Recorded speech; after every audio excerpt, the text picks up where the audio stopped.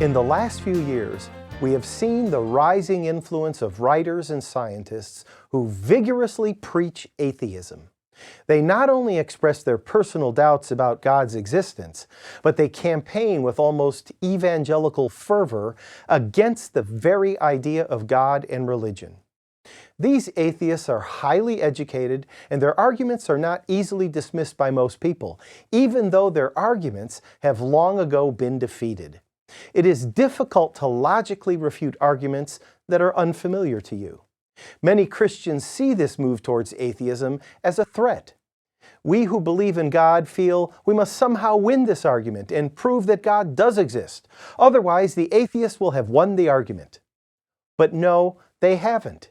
You see, although I have absolutely no doubt about God's existence, I have also learned that it is impossible to prove it to someone who is determined not to believe it.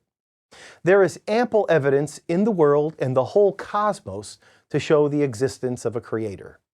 As the Psalms say, "The heavens declare the glory of God, the skies proclaim the work of His hands."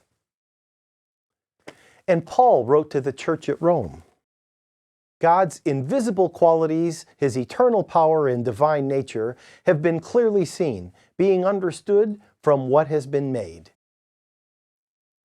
These scriptures are often used to prove God's existence, but that is not what they're saying. The wonders of creation provide impressive evidence for those who believe, but they do not give a knockdown proof for those who do not. A determined atheist can always find a hole in an argument or a loose brick in the proof. Thomas Aquinas, one of the greatest thinkers of church history, put it well when he wrote, "To one who has faith, no explanation is necessary. To one without faith, no explanation is possible." The problem is that you cannot prove God's existence from within naturalism, the philosophy held by those who assume that only nature exists. There is no amount of evidence that can be taken from nature and used as proof for the God of the Bible. This is because God is not physically part of nature. He is transcendent of its origin. You can only prove one aspect of nature on the basis of some other aspect of nature. So by studying nature, one can only yield further knowledge of nature. But as the theologians of the early church put it, only God knows God, and only God reveals God. At best, nature can give us indirect evidences that confirm the existence of God. But the ultimate reason Christians have faith in God is Jesus Christ Himself.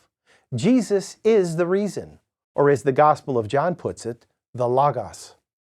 But just because we cannot give clear material proof that God exists, it does not mean the atheist has won the argument.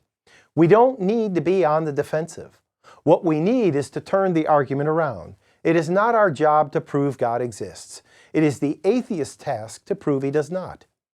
Atheists may cite some scientific discovery, the weakness of religious arguments, or hypocrisy of some religious behavior to support their case. But this should not divert attention away from the central fact they have to prove. They must still prove that God does not exist. And just as it is not possible to prove God exists through naturalism, you cannot prove God does not exist through naturalism. The study of nature can only negate claims about nature. For this reason, many atheists eventually admit that they are actually agnostic. Even Richard Dawkins, in his recent public conversation with the Archbishop Rowan Williams, acknowledged that he could not say with 100% certainty that God does not exist.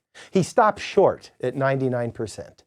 If they are honest, they cannot dismiss the evidence that the physical, materialistic world is not all there is.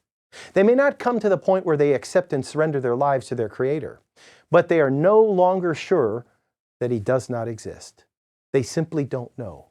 They are agnostic or without knowledge. Never forget that the strongest proof of God's existence is first, Jesus Christ, and second, the example of those who have surrendered to God and lived their lives in partnership with the Father, Son, and Holy Spirit.